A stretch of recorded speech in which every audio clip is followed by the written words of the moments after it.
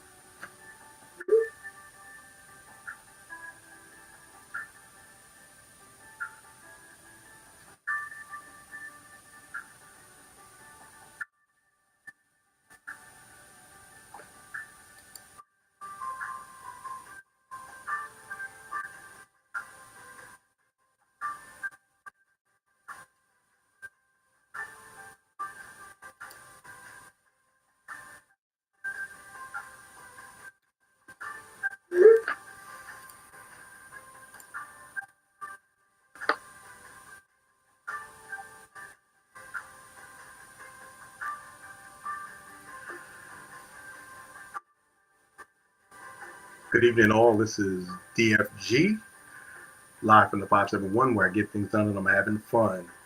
I'm over on FaceTime, YouTube, Instagram, and TikTok, of course. Hopefully, you guys are having a great day, and the show will begin in about three to 5 minutes. 3 to 5 minutes. Welcome to my show. Welcome to my show.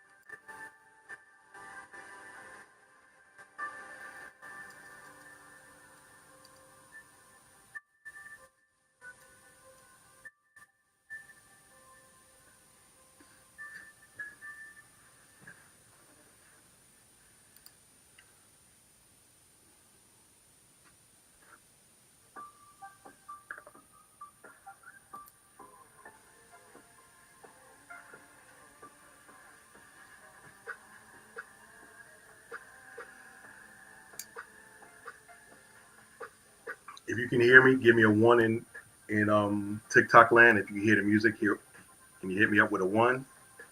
Thank you.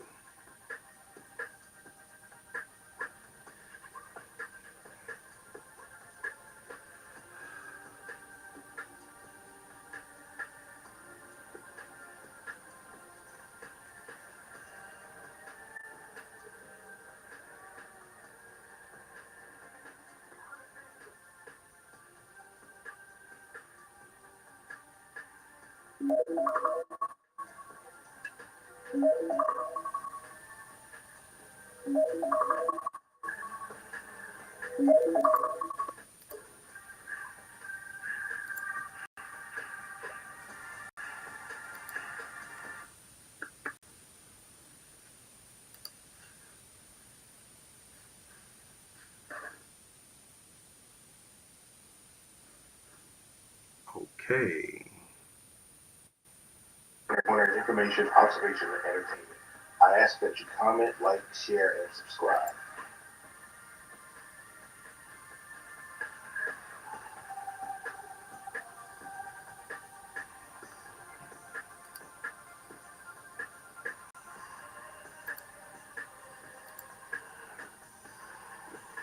Welcome to the show. Welcome to the show. Welcome to the show. This is DFG in the place to be, inviting you to hang out with me and my co-host on DFG's Corner Emporium.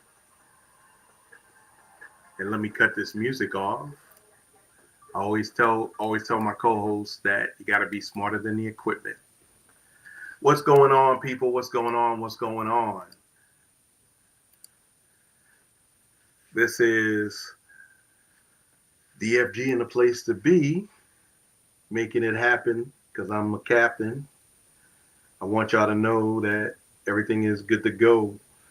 Apple, are you there? Holler at your boy. I'm here.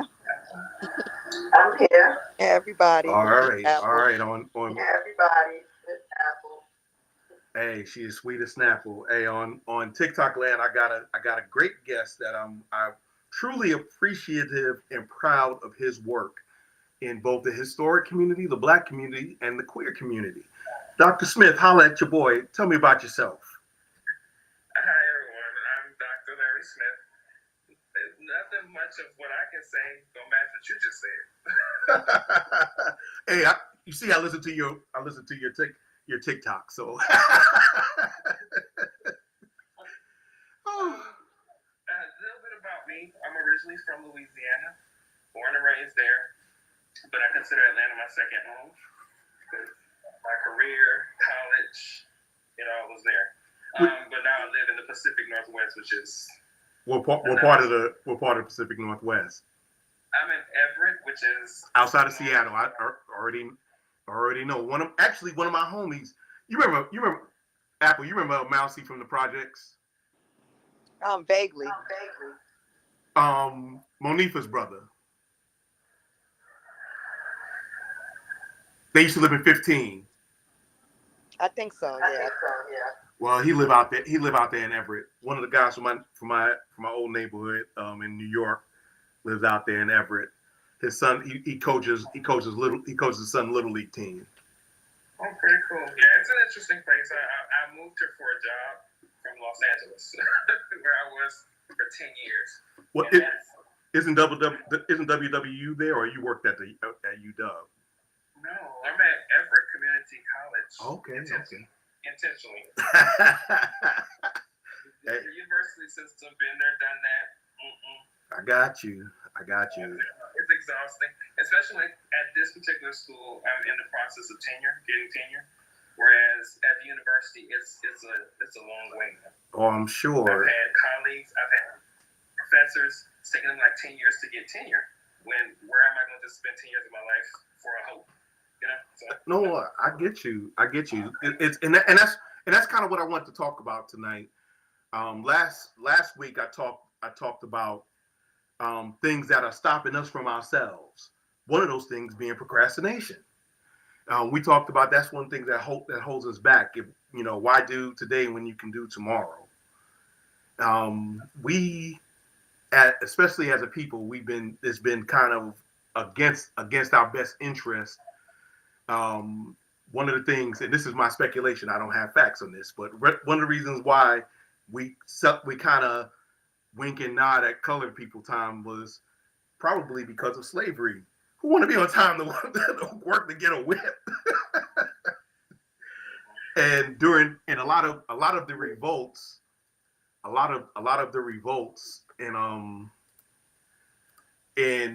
they did work slowdowns. You can't beat all of us at the same time.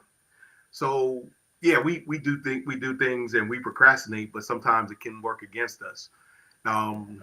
Where did you get your PhD? Georgia State. Okay. Oh. TSU. Yeah. Oh. My career, my schooling, pretty much. I started at Columbus State University, which is in Columbus, Georgia. Oh yeah, I'm well familiar with Seatown. Yeah. Oh yeah. I was there for a minute. The Seatown's interesting. I found out about Seatown because my dad was in the military. Okay. But and so then I moved to Atlanta, so I wanted to go to Clark, but financial aid didn't pay for it. So I wound up going right. I wound up what I call going to the extension of the AUC, and that's GSU. Oh yeah. I'm well familiar. I went to Benedict College in lovely Columbia, South Carolina, where I received my not my PhD, but my BS in chemistry. I went for my PhD at both the University of Maryland and Kentucky, but I realized I didn't like chemistry that much. College will teach you what you like and what you don't like real fast. Tell me about it.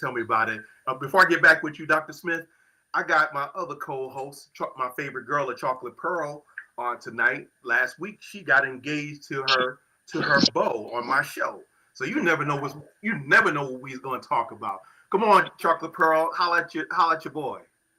Hey, everybody. It's Chocolate Pearl, the new engaged Chocolate Pearl. That's what's up. That's what's up. We all about unity, happiness, and family. Just one of the things, Dr. Smith, like I said, I admire your work. you're very thorough. You're very convicted, and you do a lot of good for FBAs and the community as a whole. If you look up, have you ever heard of Dr. Lorenzo Dow Turner? Give me one of his works or something. He was not a linguist, but he studied his claim to fame was codifying and explaining the Gullah Geechee culture down in South Carolina.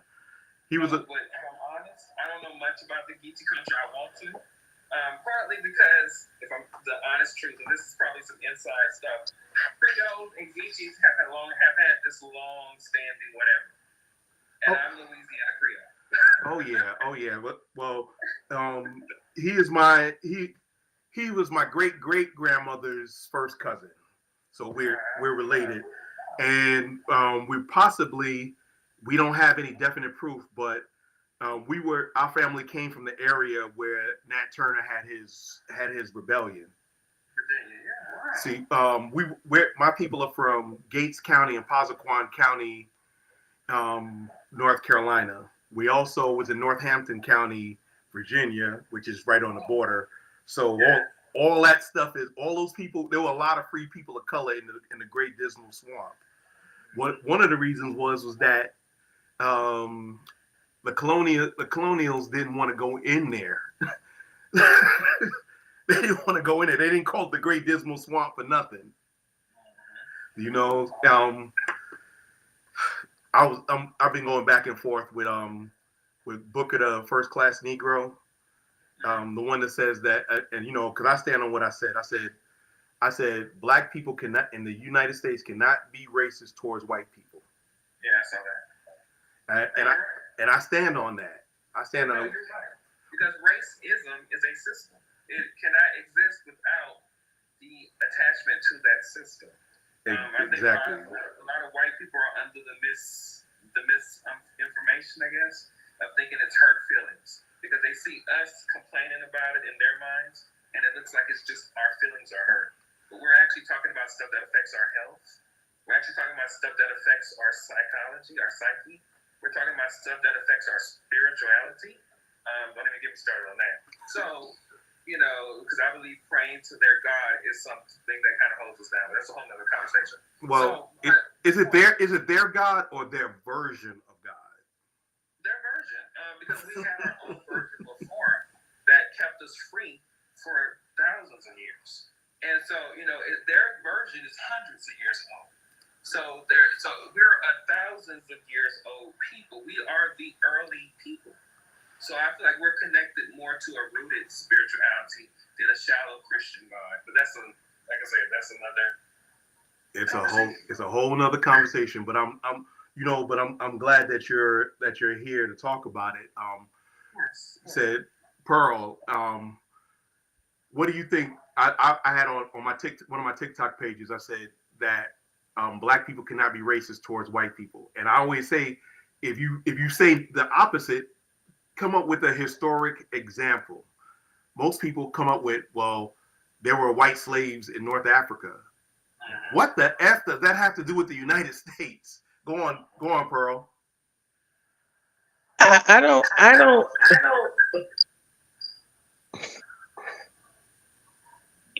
don't know if black people could be prejudiced against white or No, white we could be people. prejudiced against white people. Oh, we could definitely be prejudiced Or against white racist.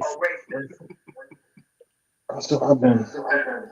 That example you just gave about the Northern Africa situation, Right. I would just simply ask them, did those people consider themselves white? Because if they didn't consider themselves white, you can't possibly equate what you feel about yourself to them. And since whiteness is a construct, Doc, it has you know, it started out with just Germanic and Anglican, and it eventually spread to include all of Europe when they came over to the New World, especially in the church. Spain said that the natives were subjects of Spain, but the natives of Africa were property. So that is why, you know, Cuba, the Dominican, Haiti, that's how a lot of those, with the Spaniards and the French, that's how a lot, you know, a lot of Saint Dominique, a lot of those places got a lot of Africanized people. Well, earlier we were discussing religion. That's the basis of a lot of this. You know, that conception. A lot of the Judeo-Christian faiths believe black skin to be literally cursed through the descendancy of Ham, you know, from Noah and all this other stuff, even down to the Church of Latter-day Saints, aka the Mormons. Yep. For a long time, a black man or woman couldn't hold a certain position in that church because of racial belief that black skin was an accursed thing. So that belief was there when Spain was traveling. That belief was there before Spain even existed in Rome. You know, a lot of people fail to realize Africa got called Africa by Rome. Right. It's a Latin name. Africanus is 𝐻𝐻𝐿𝐵. That's the actual name of the continent. They consider all those people down there Ethiopians. Right. Which I explained in an earlier live. I said Ethiopian is actually a Greek word. The etymology of that is ethos, meaning burnt, and ethos, and pios, meaning skin. Yeah, exactly. So they have connected our skin to something bad for a long time. And that's why when I hear people on this app try to distance themselves from that, because we have been so powerful as a being, set of beings, entity, people, that we have taken something they meant for our bad, and we have made it the most powerful thing on the planet. Right. And just through our travails in such a short time, in 500 years, unfortunately, we weren't able to capitalize on our creativity, ingenuity, and just straight up intelligence. But it's been gleaned from us to make America and in essence the world copy us. We're the soul of this nation. We are, without us, it's mayonnaise-ia. Exactly. But psychologically, we're being told at the same time, but y'all stay humble about it. Exactly. We're going to steal your culture. We're going to use your culture to make millions. We're going to use your effort, your work to make millions. But y'all aren't going to be the ones to get the credit for it. We will. There's always a Clive Davis. Oh yeah, exactly. For my TikTok people, this is Dr. Larry Smith. That's my guest. On my Instagram, Facebook, and YouTube, folks, is Dr. Larry Smith. He's a associate professor at Everett Community College in Everett, Washington, which is in King County, but it's north of Seattle. And did you know? Not you. I know you already know. Did you know King County's name was originally not named after Martin Luther King, but in the early 2010s, they changed King County from King to Martin Luther King County. But they didn't have to make any signage changes. It just became King County. Isn't that awesome? The reason they did it is because the guy it was named for before, allegedly, from what somebody told me the other day, was a Klan member, Grand Wizard or something. Well, yeah, I'll look it up and probably post something about it. But I heard that actually, literally, it's funny you bring that up. I heard that about 3 or 4 days ago. Okay. Hey, if you can find that, could you send that to me? Because I'm looking at I've been asked to do a paper, not a TikTok about the Wilmington coup d'état, the only coup d'état in the history of the United States. I'm gonna work on that if I can get that kind of tie as some tie-in on that. But overall, though, it's pretty interesting how, especially with Agenda 2025 and Project 47, how how we are looking at the destruction of the United States, but in reality, the destruction of the United States happened on Election Day in 2016 when they put in the guy who was formerly in office. Mm-hmm. Yeah, the orangutan. Yeah, or I call him 𝐿𝐤𝐯𝐞. 𝐿𝐤𝐯𝐞. Call it thing what it is, you know. But it's, I feel like part of me is there's a as a black man in America, part of me feels slightly celebratory of watching this collapse because of its own doing. Right. Knowing it. But on the other side of that is the logical, practical, pragmatic side of me that says, but this can have a terrible impact on your community. Oh, it will, but you got to think about this, Doc. Here's what I challenge you. Here's what I challenge you. Yes, you are 100% right, but what impact would it really have on Black people's lives? That's why I always say, us as a community, we got to be double-minded in this political party this political game that we're playing. We should be hyper-focused on our community and micro-focused on that stuff, but that stuff is just important. Right. It will impact. Right. Like I said, I've literally been, and I'm working on a course right now on Project 2025. Like, I've been combing through those 900 pages. I think I mentioned that a couple of times in my video. Right. So, first, it's boring. That's hence why I'm doing a course, because I feel like I can bring it down to some real talk. Well, it's for the Mayonnaisians, so. Oh, it's a lie. It's a lie. It's successful. And, you know, when you see them cancel Sesame Street, when you see them, you know, trying to cancel Sesame Street, my concern is not that I wouldn't be surprised if some of that stuff could be implemented. Before the Civil Rights Act was passed in 1954, through most of the Jim Crow era, the Black population hovered between 8% to about 11-12%. Right. And they were able to enact Jim Crow on us. And I know there's a school of people who will say, well, they didn't have as many Latino people, they didn't have as many Asian people. And I'm like, proportionate to population size, they did. Yes. If you know how the immigration laws work to restrict things, you know. So technically our population ain't that much different than it was, say, in 1924 from a demographic perspective. Right. It's gonna stop them from reenacting Jim Crow. And and that in itself would impact Black people. Oh yeah. But what would happen? And this is what this is my. I understand. I want to say hi to Nabs, and we are victorious. Thank y'all for joining.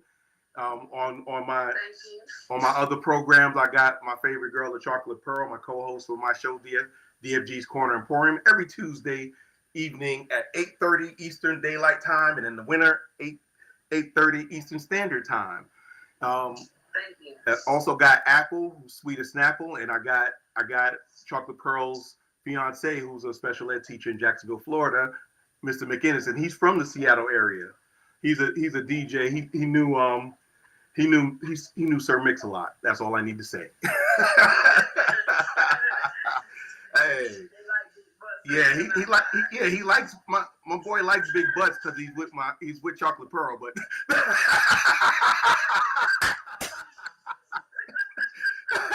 I guess I can count as true serum.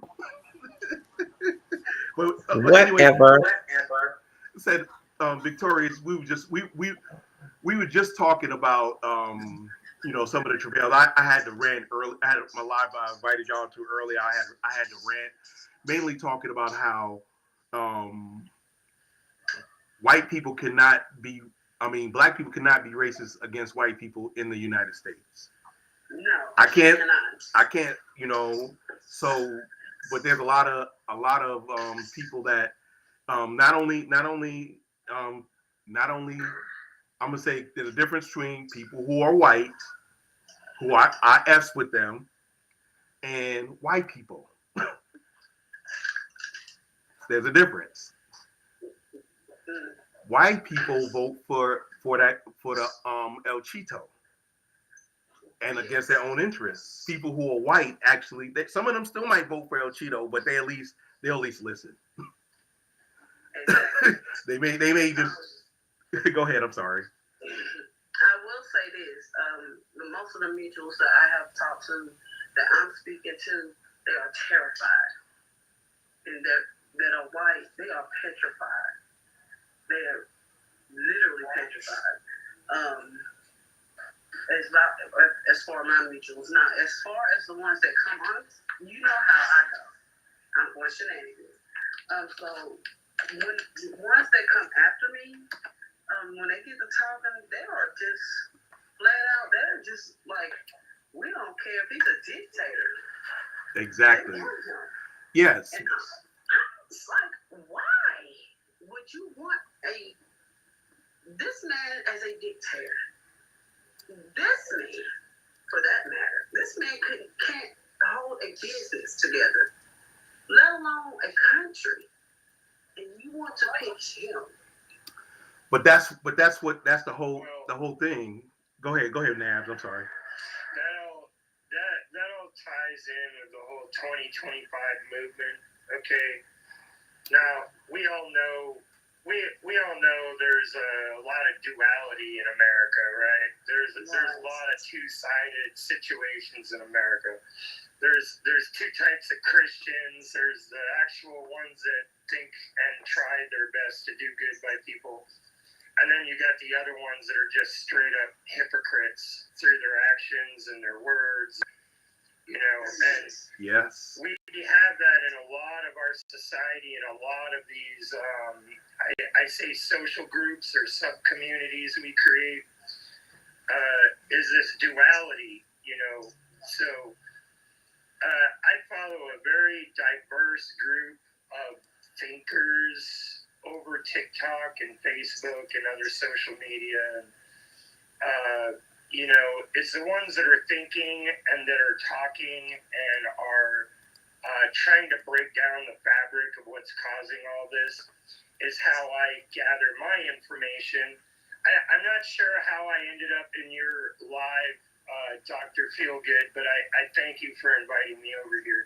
Oh no, I'm not anti-white. Make no mistake about that. Like I said, I see there's a difference. Yeah, no, I'm not meaning that. I mean, I don't really fit into the conversation on like certain levels, but you know, as a guy that grew up, you know, poor on the wrong side of the mountain or whatever in Maine, you know, I grew up at the end of when things were still pretty flared up, you know. I saw a cross burned on my neighbor's lawn and went to try to, and they were friends of ours, and I tried to approach my family about it, and they were like, just shut up and get inside, because they didn't want to become targets, you know. But I realized this way later, you know, many years later. So I always knew those types of things and those people. I grew up in a very small community, and when I found out that my church were the ones behind that cross burning, it destroyed me. You know, I was 15, 16 years old figuring this out and realized that this was exactly like what I'm talking about, this duality that they put into things, and then they weaponize that and use that as their front. So back to your point, this 2025 thing is being pushed by these evangelical nationalists. Okay, we know through now them individually and what they're doing individually in their churches and communities. That's what they're doing individually, but as a collective, they're behind this Heritage Foundation, right? And that's why they don't care that Trump is an orange Cheeto, okay? They just want a guy to carry their agenda across the finish line. And this is something that I've been posting in my memes, is that Trump is not the end. Okay? These guys are getting into government on a state level. They're changing laws on state levels that are non-constitutional. They're getting into look at our Hill. Our Hill is infected with traitors. I mean, there are people there that were participating in blockading stuff from being stopped. Right. In Washington, we're paying for them. I mean, they're all connected. All their witnesses are connected to Russia. You know, they're not voting for Trump. What they've done is this nationalist movement has these religious hypocrites, that duality of religion, right? They're not Christ-like people. These people and their agenda is going through 2025, and Trump is just the pawn that they're using to get it across the finish line. And after Trump, they'll find someone else, and they'll find someone else until these people get rounded up. And I hate to say it, put in re-education camps. Well, he's got a plan for the homeless. What they're doing is anti-American. Now, you can't have Christian nationalism without the nationalism. And what's deeply rooted in nationalism is racism. And until we're honest about that, then we can't really have a real full dialogue. And I always tell my students, when we talk about allyship, there's three kinds. There's an ally. That person's going to put up something on their Facebook page, might march with you, might, do some things. But they're not going to go all the way. Right. Then there's an associate. They really ain't doing nothing. They just, they say, oh yeah, Black Lives Matter. I agree. But they're not doing anything, but they'll associate with it. And then there's the all the way. John Brown was the all the way. Yes. So, as a person who is coming in with the most privilege, I don't want you to answer this question. Just internalize it and think about it. Which one of those are? Because that's what's going to kill this Christian nationalism. Yes. Yes. And I'm glad, like I said, I'm glad you're here. I don't want you to take anything the wrong way. But we don't practice respectability over here. We speak our minds. You can speak your mind. And like I said, if I use some sort of derisive terms, well, no, they are derisive. I'm not. Don't take it as an insult. It's just, like I said, I differentiate because there are Black people and then there are N-words. And inside the community, we know that if I call you a Stephen, not you, but if I call someone a Stephen, they understand what I am saying and they understand what I mean. And like we like to say, IYK, YK. But I don't know how you found me. I'm a DJ, an artist, and creator. I play with all mediums, really. So, like, I'm not a creator of just one thing. I'm a developer. I'm a game developer. I'm a web developer. I do all this. You name it, I probably know something about it. So, what's your primary programming language? C+, actually, or C+. Okay. I would have to say. Okay. I really enjoyed Lua. Lua is what I really learned, more complicated line coding with, is Lua through Roblox, which is a really good platform, but it has issues with children and all that crap. Yes. So. Yes. But that was another thing. It's like anywhere I go, there's a fight, right? There's a fight to be had. So one thing I was doing on there was I was trying to shut down all of that foul stuff that's going on in developer groups and Roblox. That's a real thing. I watched it, and you report and you report and you report. And that's what I'm talking about, is like this duality in systems.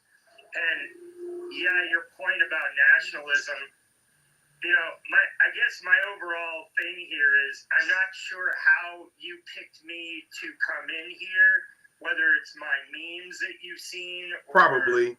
just that I'm someone in your list That too. has access to live. I don't know.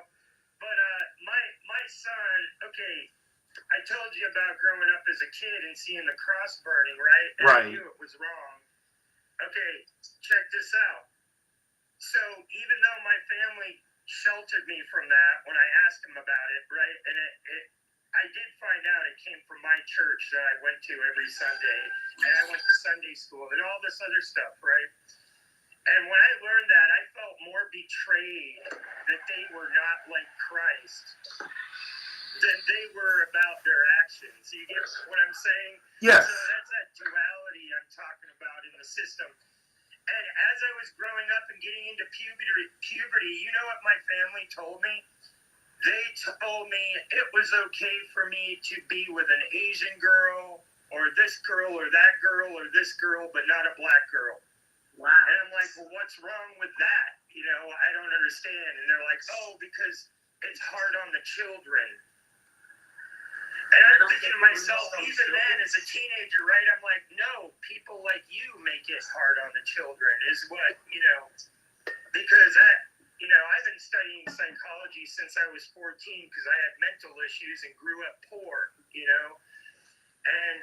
had to do a lot of stuff in changing my life for myself. So in doing that, woke me up to like all of this illusionary bullshit that was going on around me. My family's opinion of other human beings, my church, like all this stuff kind of popped out. Now, here all these years later, I'm 55.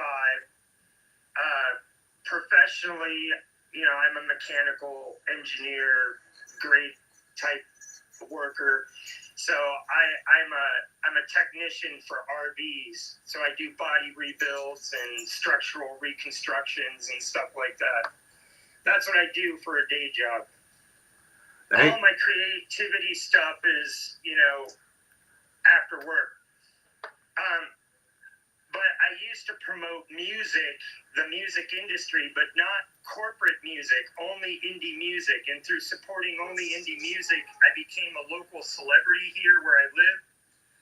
And through that, I ended up meeting famous people who were in support of the same indie artists because they would headline for them or whatever. Right. And all that I preached on my podcast and all that was, basically, the diversity, equity, and inclusion. That I'm not free until everybody is free. And it didn't matter who I had on my broadcast, what band it was, what type of people they were, what kind of genre of music they were playing that I was promoting, whatever. They were all in agreement. So this whole two hats system is only beneficial for the powers that be that keep us separated. Well, that's where. And the nationalism thing is that way in any situation. Mustache Man's National Socialism was nationalism for his chosen ones, not anyone else. Right. Everyone else was a piece of trash. Yep. To be shot and thrown into a pit, And that is what this Project 2025 is. And the nationalism just attaches on there. It's like a footnote, and they're saying, and it's only for us. Right. Right. But I'm on your side, and like I was saying, now at 55, my oldest son is 30. He's married to a beautiful, powerful, independent, strong black woman. They have 4 kids. They're gorgeous children. They're the most beautiful creatures I've ever seen. And they're intelligent, and they're alive, they're flourishing, And it really saddens me that it's me, what more could I have done or could be doing? What my parents should have been doing, and their parents should have been doing to shut all this lies and bullshit and two-hat system down. Well, that's the thing is that, as long as people think that that no matter how poor you are, you're still better off than the best black person. Lyndon Baines Johnson said this back in the '60s. He said, as long as we can convince the lowest white person that they are better than the best Negroes, they will gladly empty their pockets for you. You ain't even got to say that. And it's a lot of dog whistling and a lot of coded talk to where people are, hiding their isms. And I'm not going to say just racism. We do it, colorism, Right. ageism, ableism. Ageism, I've experienced that. Yes. All types of isms.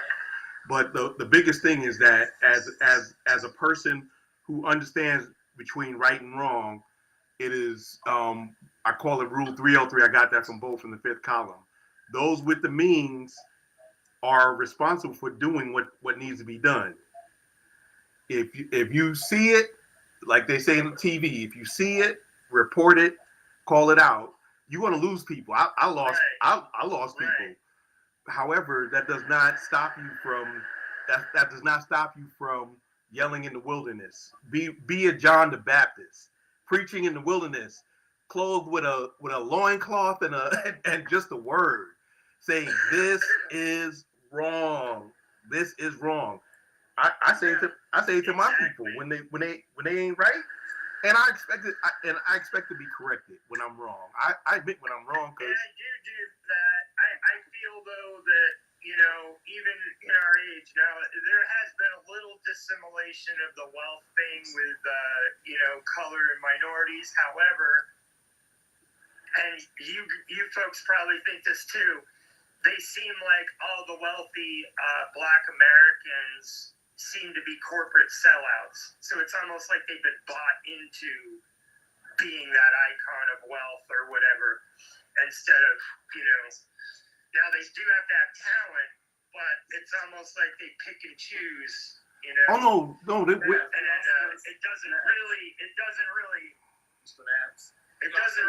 free the Black community from that economy thing. Let's take a nap. Dr. Larry wants to say something.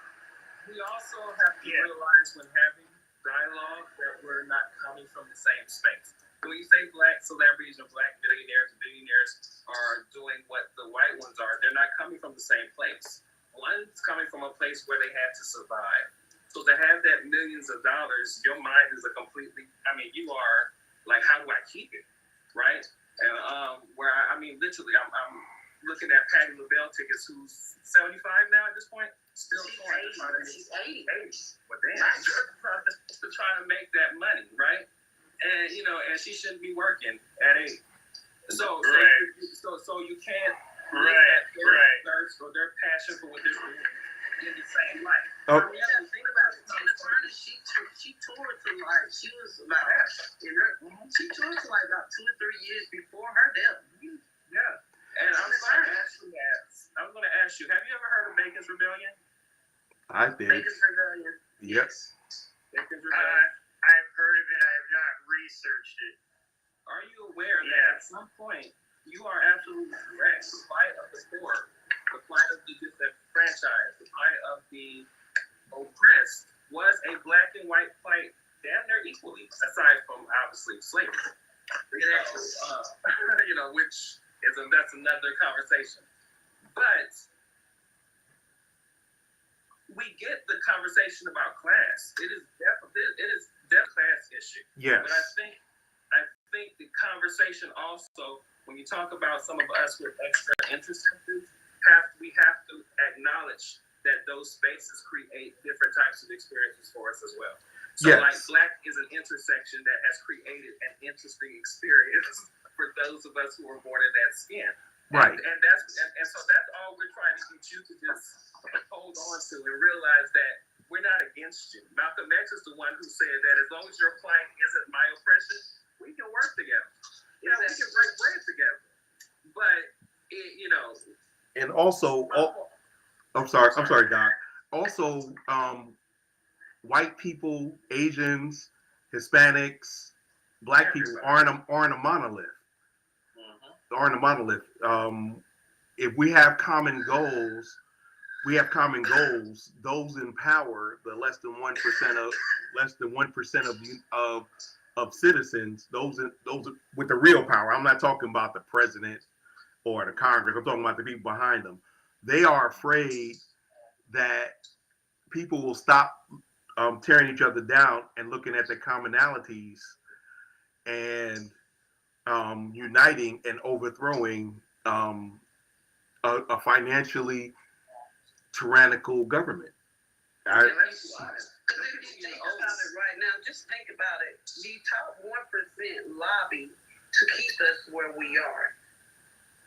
If you seriously think about it, the Jeff Bezos, the Warren Buffetts, the Elon Musk, all those, they basically lobby to keep us where we are. Why we all work to go broke? I mean, literally, we work to go broke. And they also, we work to die. They're trying to raise retirement for working class to 70 something. Yes. Come on, man. And they got rid of overtime rules and the whole nine. And this here's the thing is we don't understand. We understand, but are we willing to make those hard sacrifices to starve and deprive those with abundant resources of more of our time, effort, and money? A reason why we get concessions in some ways and not in others is the fact that they understand, they've done the calculus. If the populace gets to a certain point, they're gonna revolt. So then they relent, but then what they do is they throw the piece of cheese out and then they reel us back in to the status quo. Or they have a war and kill off all the dissidents. or they give a little bit more to make it seem like it's possible, and keep doing that every so often, and we think it's possible, and it really never is. Right. Exactly. And it's just in the cycle. And the cycle just continues. They act like none of us have played Sim City, you know. Well, but we are their Sim City. We are their Sim City. Yeah, that's what I'm saying. Anyone that plays Sim City and looks at our society goes, man, this mayor is jacked.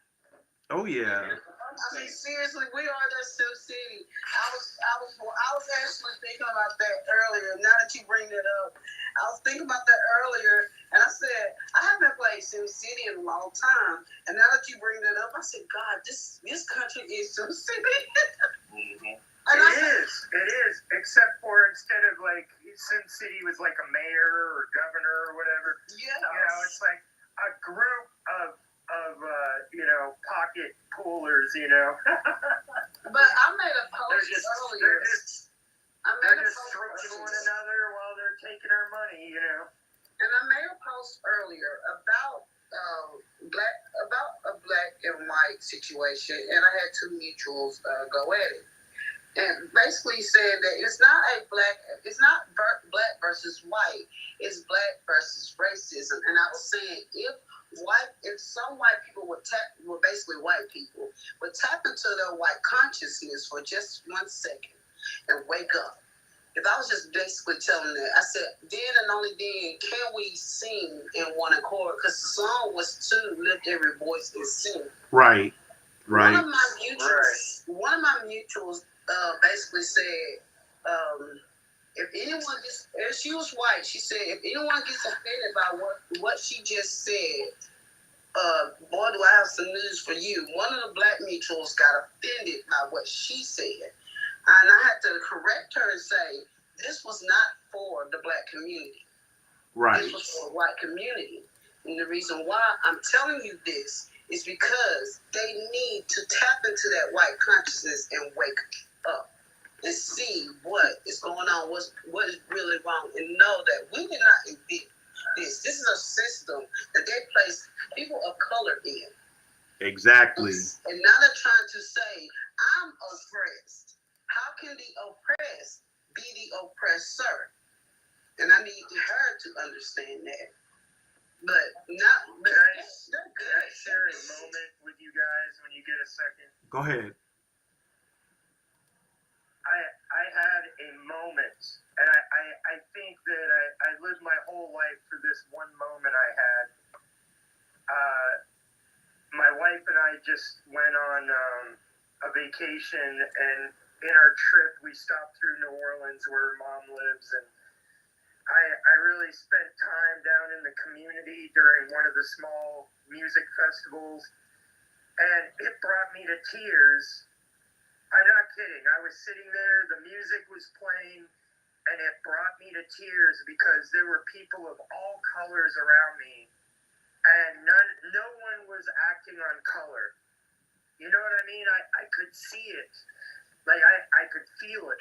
It was like all around me with the music and the people and it was just insane. And I broke down and cried, and it scared these two young gals that were next to me, and they walked away because I was having a moment like, my God, there is a place in America where people are all getting along. You know? They're being people. Naps. What is your ethnic makeup? Ethnically, Irish, German. Actually, my sister has done all of our chronology, and as far back as we've gone is I think it's, I'm not sure how many great grandfathers ago, but it was back during the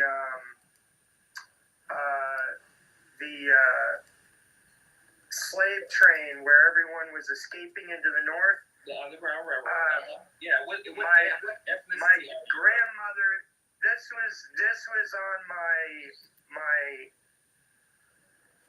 my father's side. So my grandparents on my father's side came from Canada, from the elder council up there. They were both one.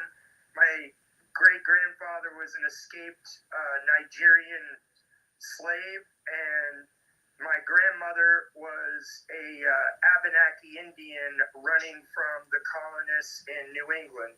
Okay, and that's where my father's roots. My mother's roots are Cherokee and French. Okay, so I hear and when their two met in New England,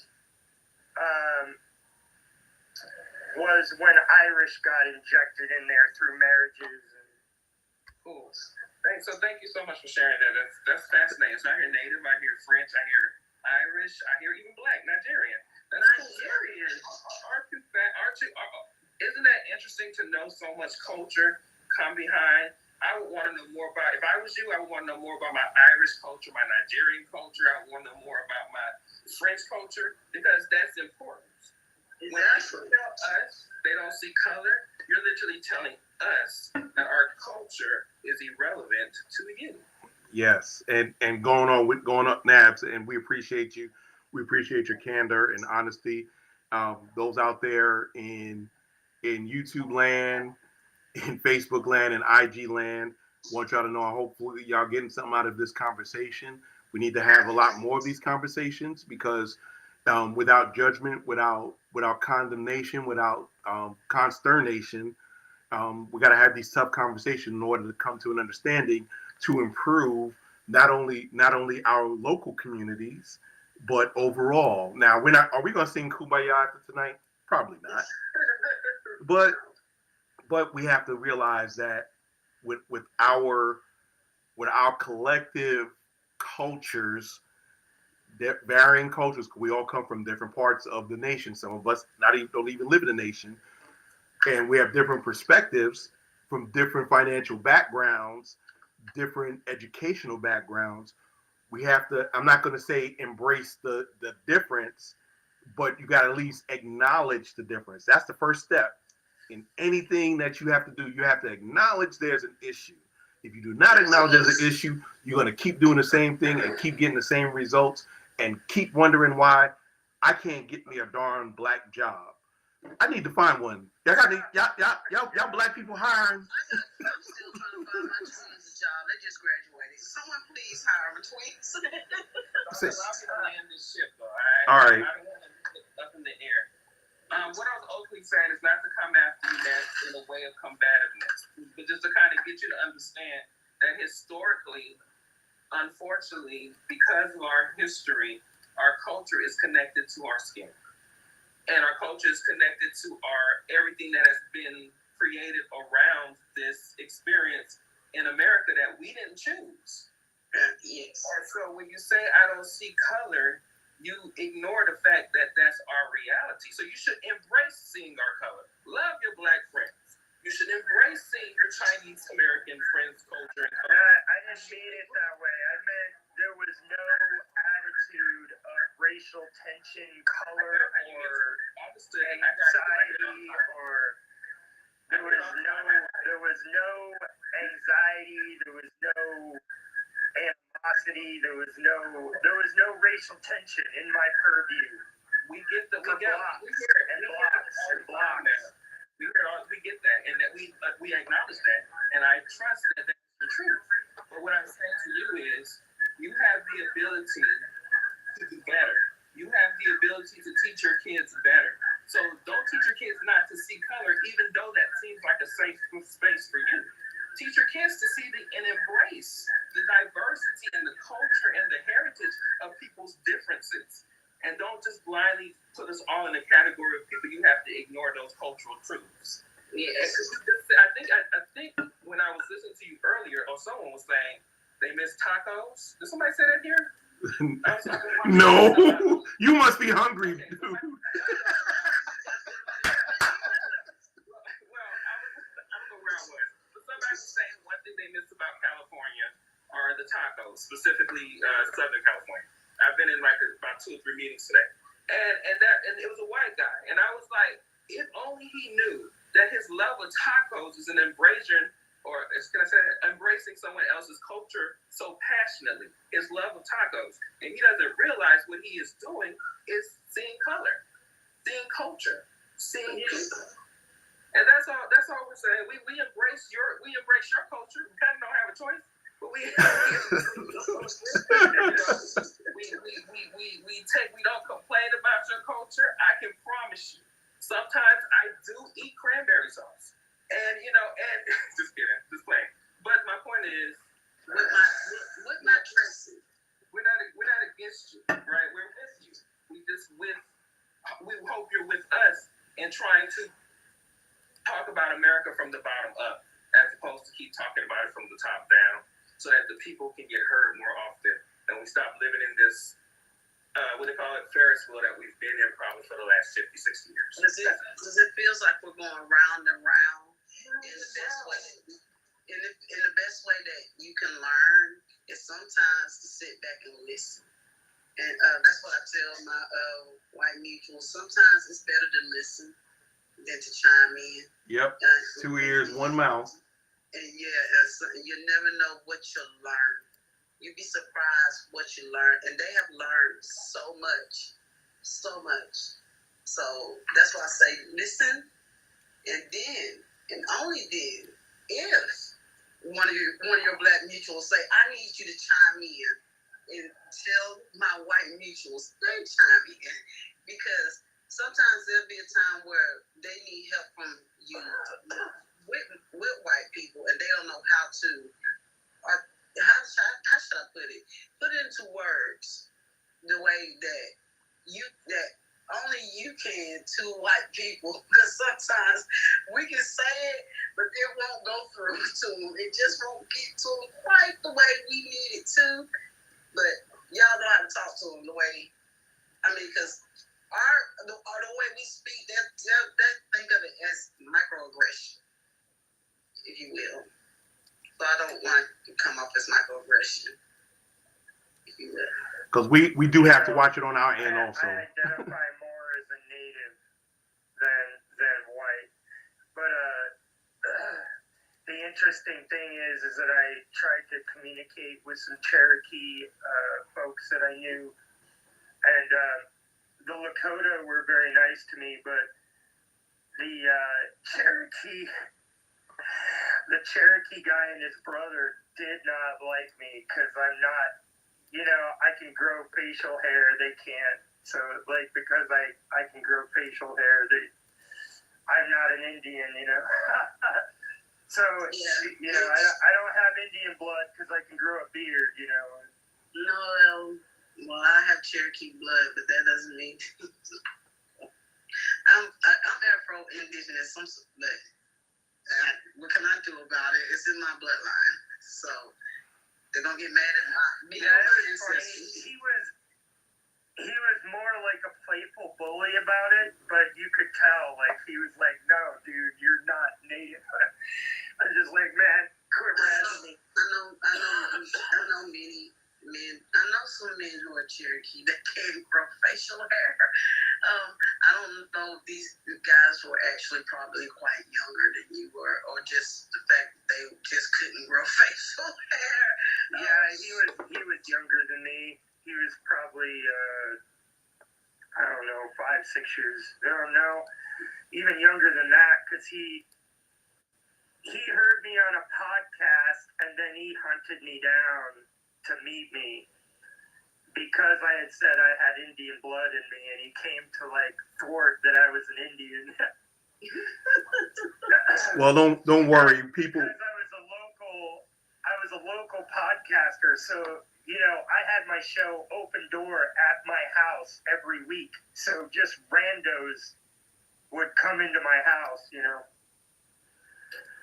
That happens though. That you open your door. You can't be mad when people come in. But yeah, a lot of times people do that. They want to chin check you. But I will tell you guys that I'll have another appointment, and I just want to drop in to just give my word. But I do have another appointment. I've booked somewhere else. Oh no, I appreciate it because I'm about to close mine down. But I love this, so please invite me again. Oh yeah, every Tuesday nights, 8:30 p.m. Eastern Daylight Time is DFG's Corner Emporium. I'm the doctor is in. I say doctor. I am not a PhD, MD, or PharmD. I just say doctor because I make people feel good and I'm good at it.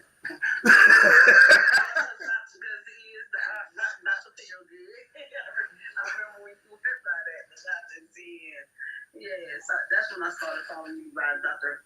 Feel Good. Yes.